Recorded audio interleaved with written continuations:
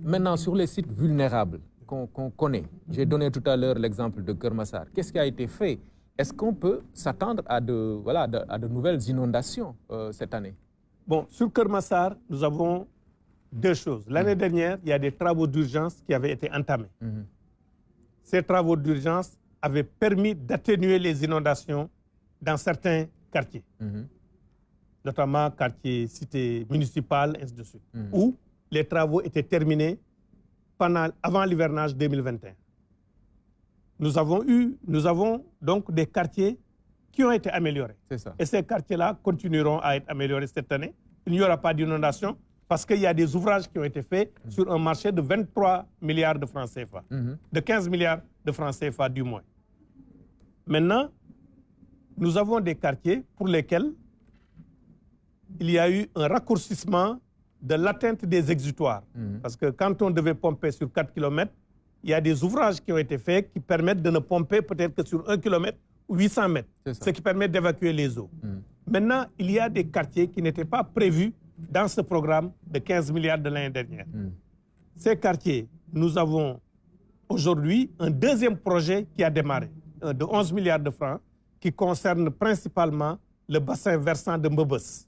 Parce que nous avons une zone un peu élevée, avec deux bassins versants, de l'eau qui s'écoule vers le marigot de Mbao pour aller vers la mer, et puis de l'eau qui s'écoule vers les lacs qui sont au nord, vers Mbebes, et qui vont aussi à la mer.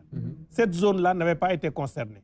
Cette zone des travaux démarre, et nous avons demandé à l'entreprise d'avoir des mesures conservatoires, de réaliser une canalisation sur 600 mètres d'ici la fin du mois, ce qui permettra d'atténuer les inondations dans certaines zones. Maintenant, pendant ces visites-là, j'ai, au nom du gouvernement quand même, tenu un langage de vérité aux populations. On ne peut pas dire dans l'absolu, dans aucun pays du monde, on ne peut pas dire dans l'absolu que partout et pour toujours, il n'y aura pas d'inondation. Bien sûr. Parce que les ouvrages qu'on a sont calibrés pour des pluies décennales. Si nous avons des pluies trentenales ou bien centenales qu'il y a extrêmes, on peut avoir des difficultés. Mais ce qu'on peut garantir, c'est que chaque fois qu'il y aura des difficultés, l'État sera là pour soulager les populations. Maintenant, il y a des zones où il y aura du pompage. C'est ça. Il y a des zones où il y aura du pompage. J'ai visité, par exemple, vers Mbambilor-Kerissouf, le quartier Mbambilor-Kerissouf, ou bien à Yembel, où la voie d'eau naturelle a été bloquée par des lotissements et des habitations. On ne peut pas donc faire de tranchées pour faire partir l'eau. Ce que nous avons prévu de faire, c'est de faire des bassins tampons et de pomper l'eau. Mais quand vous dites pomper l'eau, ça veut dire que vous pompez de l'eau qui existe. C'est ça. Ça veut dire que vous prévoyez une inondation.